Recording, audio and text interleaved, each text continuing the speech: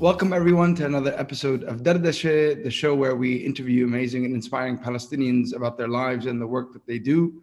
Today, I'm joined by Mohammed Al Kurd, a poet, writer, activist, and the nation's Palestine correspondent. Mohammed, welcome. It's great to have you. Thank you, thank you. Thank you. It's a pleasure to be here. Yeah, Mohammed, I wanted to ask you, I read the interview you recently did with Noura for The Nation. And what struck me was that, when you were talking, when she was asking you what it was like, having settlers live in and have your home, you said, it happens often to a lot of Palestinians, but what was unique is that there was a lot of media attention and the press were always around. What was that like for you as a kid? I can't imagine that was easy growing up like that. I mean, it was a free media training.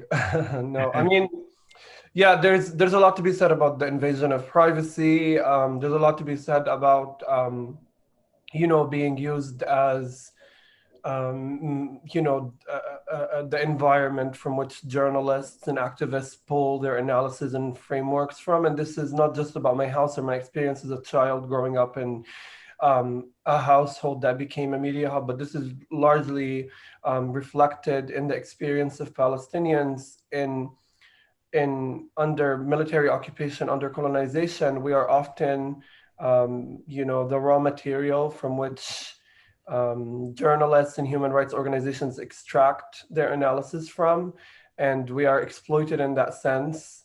But we're not often offered the authority to narrate, the authority to analyze, the authority to frame our own things. So for me, it was kind of an uphill battle to be on the other side of the lens, but also make the articulation myself. Yeah, and when did you become conscious of that? I mean, I'm sure as an 11-year-old, you're like, this is weird, but at some point, this is also kind of screwed up.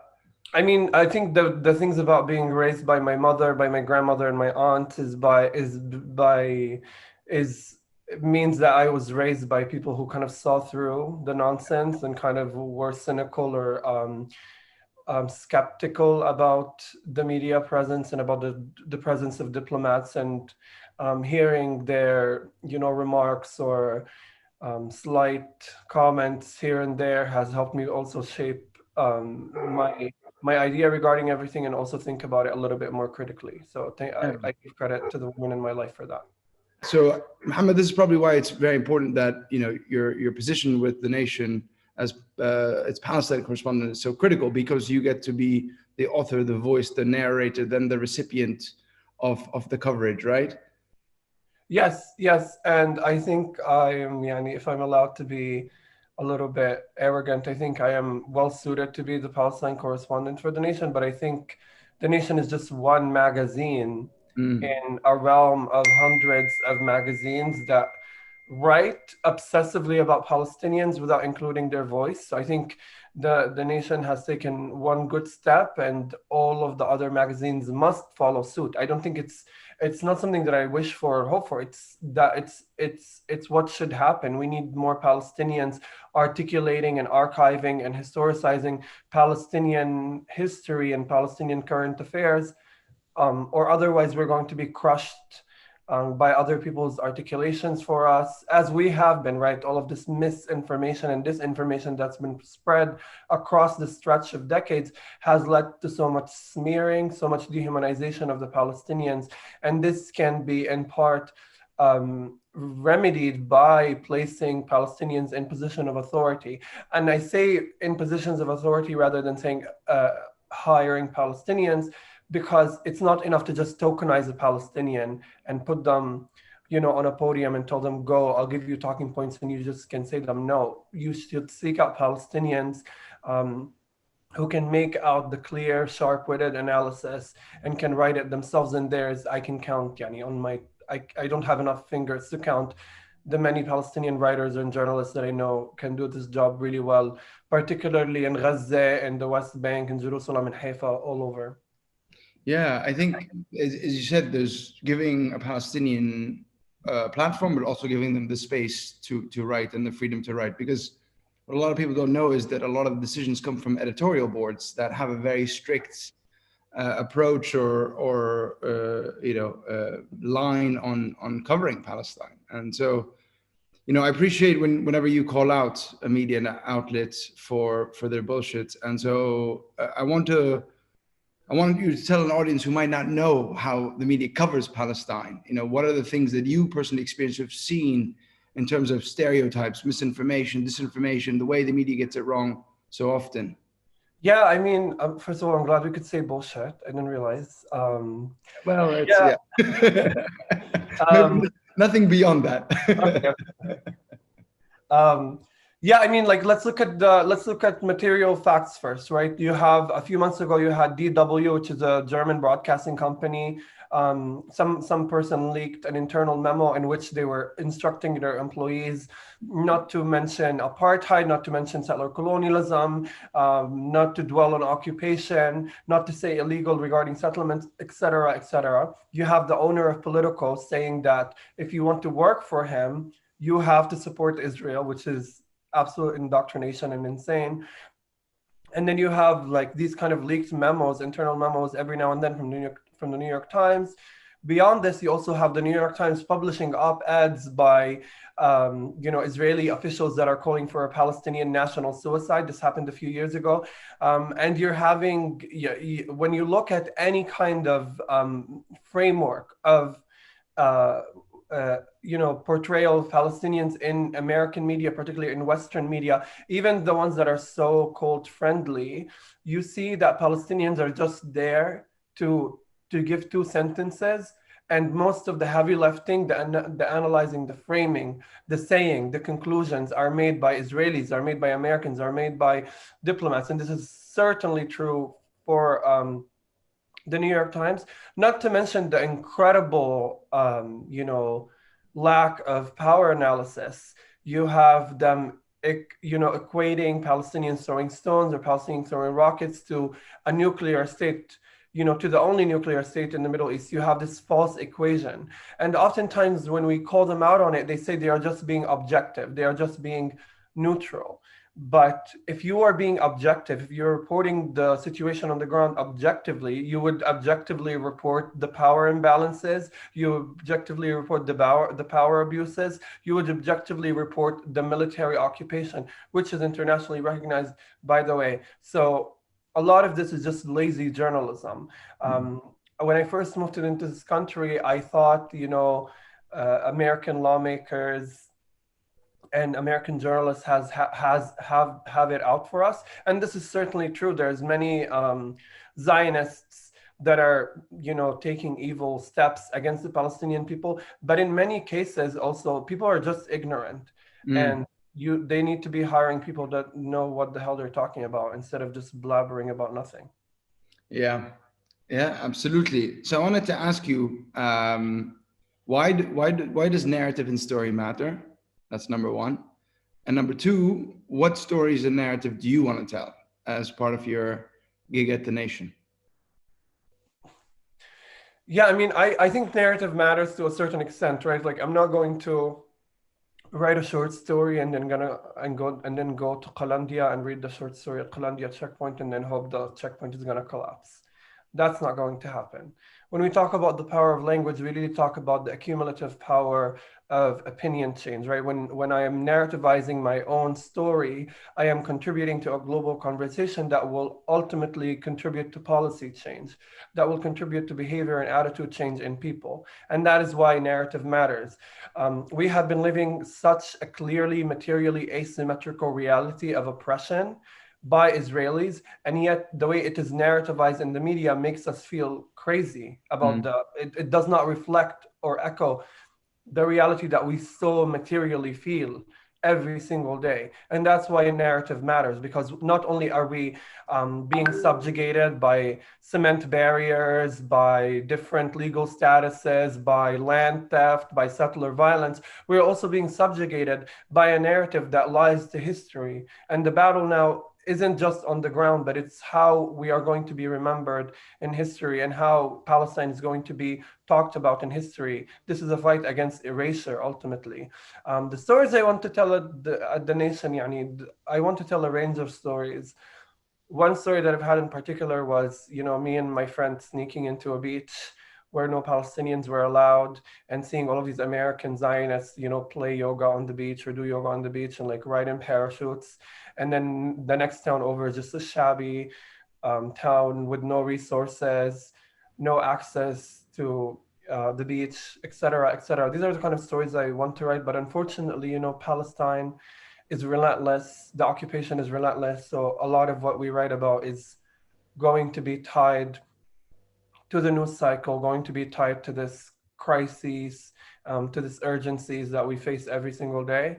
I also would love to write about Gaza because I feel like it's so underrepresented, but I would rather us amplify and highlight and empower voices that come from Gaza directly, that have all the authority to narrate their own reality that is so unique from my reality as a Jerusalemite. Totally, totally. I wanna talk to you more about writing and your book, but I want to ask about the Unity Intifada. I mean, we're roughly part of the same generation, you and I, and I'm from the West Bank, but I went to school in Jerusalem, and Where did you go? huh? Where did you go to I school? went to a school in Beit Hanina, to evangelical Christian school called the Jerusalem School. Oh, One of nice. I know one where this goes. one of the biggest regrets. Yeah. I wanted to ask you about, I think for me, it inspired me because one of the biggest challenges I feel we face is our fragmentation and segregation, geographically, socially, politically. And it gave us a sense of unity that was driven by the youth, by young people.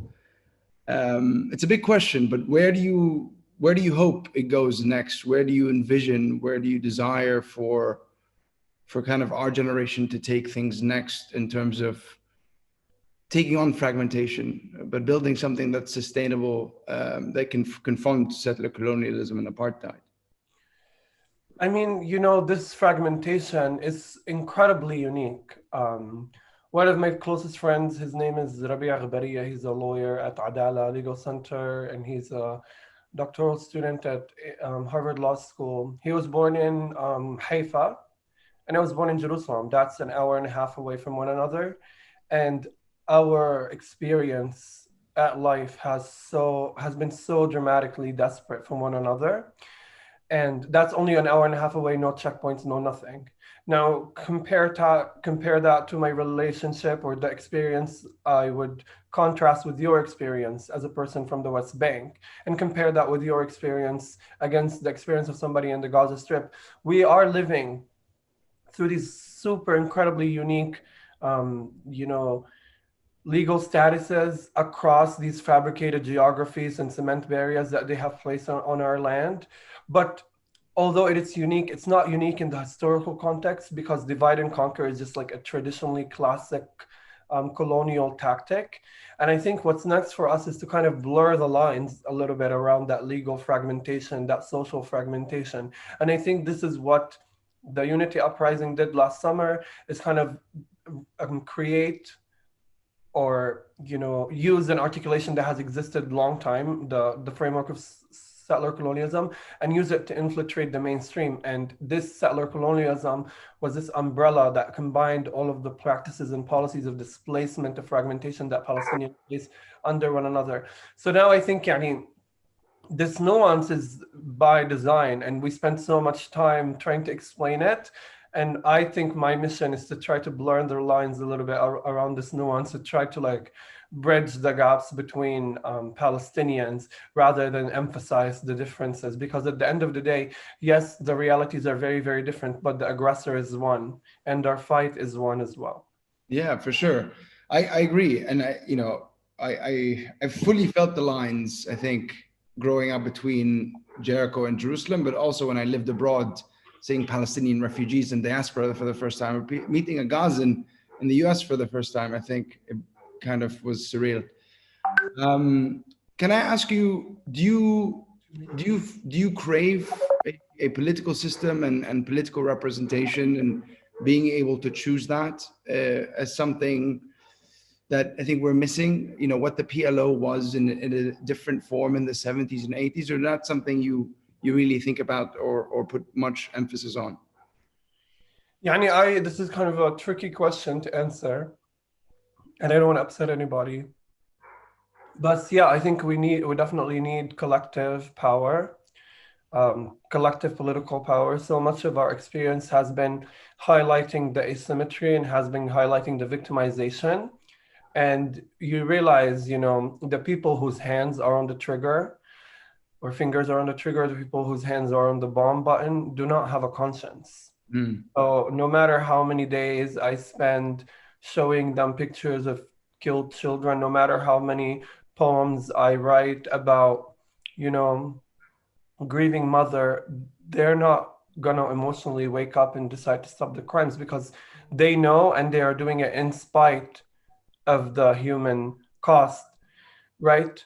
So I do think like our project should also focus on building strategy, should focus on should focus on going and organizing beyond the mobilization for crisis, but rather building like structural entities that can be there regardless of crisis, regardless of urgency, even though that there's constant urgency all the time. And I do think we need that political power. Do I know how to establish it? No. But I'm learning and I'm collaborating with people. But also, for me, it's a challenge because I also can't, I can't, I don't limit my imagination for a liberated Palestine within the context of a state. For me, liberation across the board globally does not mean it has to come in the form of a state, let alone a nation state. So these are things that are, worth pondering about, and these are things that are worth having conversations about, and these are conversations that are often, neglected, or we shy away from talking about them. But it's important to brainstorm for our futures when we can. Absolutely. I couldn't agree more. I think for me, what's missing is a vehicle towards liberation, something that can bring us and connect us, right? The fragmentation, blurring the lines is one step. The next step is being able to create the space that we can come together, as you said, strategize and drive us towards that liberation in whatever configuration it is. Absolutely. Absolutely. Yeah. And so that's awesome. I think it's definitely something we should all be working towards. Why did you choose writing as a medium to express yourself? Because there's not much, I mean, I could say like, oh, it's my calling, it's a gift. But practically there's not much writing about Palestine that comes from Palestinians. Mm. I mean, there's, don't get me wrong, of course, there's like many, many Palestinians that are working tirelessly and writing tirelessly. Most of that writing is like scholarly work. There's not much writing in English that comes from Palestinians that is like rooted in the language of the Palestinian street. And I just wanted to join that tradition that was unabashed, unapologetic, talks about resistance boldly without shying away from it. And by no means am I like trailblazing anything. I'm just joining an already existent tradition because, again, this is a battle of war. It's a battle of dispossession. It's a battle for refugees. It's a battle for prisoners. And it's a battle of narration. And somebody's got to do the narrating. Yeah. Yeah, totally. So tell us about your book, Rifqa. Well, I heard it's God, for starters. My book is just a collection of poems I wrote, a few years ago, and it's finally getting published. Some of the poems are new in it, but it's been like in the pipeline with Haymarket for a few years, and I'm very grateful to have it published. It's named Rifqa after my grandmother, and because Rifqa means like journey or to accompany someone on a journey, and the book really primarily focuses on ethnic cleansing, focuses on dispossession as the prime colonial tool that's used against us, and it just talks about ethnic cleansing and forced dispossession in different ways from different perspectives. But it also, for me in writing that book, I had to pivot. I went from like writing about our victimizations or like writing about limbless Palestinians or Palestinians who had been maimed and like exclaiming like, can you not see that they're human, to like finally realizing or reaching this epiphany that like, of course they realize they're human and they don't give a shit. And so this is now, the book is kind of a rejection of this old tactic of humanization that we have used. And it's more like a kicking your feet up on the table saying, this is what it is and this is what I'm working for, regardless of how you receive it. Yeah. Interesting. So you feel like this we've been driven by the need to humanize Palestinians, to put us on equal footing. Of course. And so you think this is no longer the way forward. There needs to be saying, this is our land, we deserve to be here, this is our story. There's no need.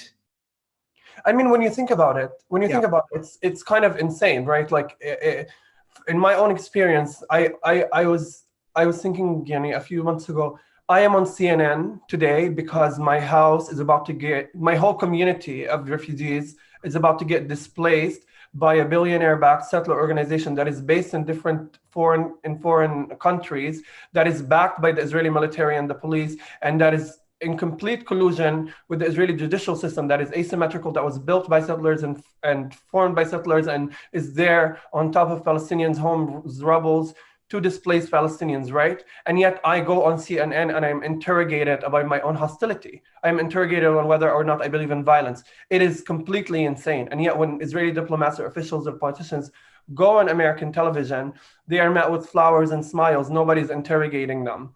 And that is insane, right? Because when you look at the reality, when you look on the ground, it's so clear. It's so clear. There's an aggressor, there's an occupier, and there's a person being occupied. And for us to like go into these equations and like go with these disclaimers saying we are actually human and we actually love cooking and we do this and we do that and blah blah blah and I love this kind of music and please believe that I'm human. It's insane because I'm not the person, I'm not the defendant here. I'm not the person that should be interrogated. So for me, that was like the clear cut answer. There is no need, there is no way I'm going to continue to dehumanize myself by way of trying to humanize myself, because I am the victim in this technically, I am the victim in this position, and it's insane that I'm being interrogated. And that's why I think the humanization framework does not work anymore, because it relies implicitly on the notion that the racism of others is our problem. But if another person does not see me as human, that is his racism, that is his problem. It's not mine to fix. Somebody else's indoctrination is not my issue. Yeah. No, I hear you. And so when you say, you arrived at a place where you put your feet up on the table, that's the approach. What is that? What does that mean? What does that entail? Just so people fully understand it more and it's something that they can relate to, right? Yeah, I mean, like, we say from the river to the sea, and then, the world collapses, and apparently saying that as a call for genocide and blah, blah, blah. And then we're like running around the room, like trying to explain ourselves. And then you have this other option of, believing in your own dignity, believing in your own self-worth, and saying, no, from the river to the sea, I don't have time to explain to you. If you are panicked because of your own siege mentality, then that's your problem. Right? Like we have Israelis who are literally placing us under siege, placing us under an open air prison, and yet they're able to perpetuate this myth that they're doing everything in self-defense, that they're in this bad neighborhood, which is completely racist, by the way. They're in this bad neighborhood and everybody's an aggressor and they're constantly facing the risk of annihilation, while simultaneously, slowly, incrementally annihilating another people. It's insane. And when you kick up your feet up on the table, I'm not saying that's going to solve the problem, but it's going to help me feel a little bit more dignified. And that's an attitude I got from my grandmother, who was so assertive in her own self-dignity, who was so assertive in her own rejection to this notion that she had to justify her humanity to other people, or that she had to be like a prop for gazing eyes. This is not something I accept upon myself. And particularly, if I'm going to delve into this a little bit more, particularly, I think this is an issue regarding Palestinian children. I know this firsthand, but I could only imagine how it's difficult for other people. Like when you fly Palestinian children to DC to meet with American politicians, because American politicians would not meet with you, right? Or me, because they're scared of sharp criticism. So they meet with children for a photo opportunity that will ultimately traumatize our children. Why are we doing this? These are the questions I want to be asking. And by no means is this an indictment of the Palestinian movement or like a critique that seeks to punish the Palestinian movement. We have little to nothing, and we did what we can with what we had. And now it's time to reevaluate and continue the work. A lot of what's happened in the past summer is an accumulation of the hard work of many, many, many organizers and organizations and movements. And it's good to always take a pause every now and then and stop and evaluate and look forward. Totally. No, very interesting, I think, perspective. And for those who want, they can find it in your book, right? Yeah. Where If can you like poetry? Don't get it if you don't like poetry. they should get it anyways. You know, where can they find the book? Where can people get it and buy it? If you're in the United States, you can find it in any bookstore. And if you're online, you could, if you're outside of the United States, you could buy it at the Haymarket website. Okay, cool. Well, Mohammed, thank you so much for your time. It was a pleasure to chat and to have you on Dardashe, and keep doing what you're doing, man. Thank you, and thank you for Dardashe. It was a pleasure to speak with you, and I love what you do.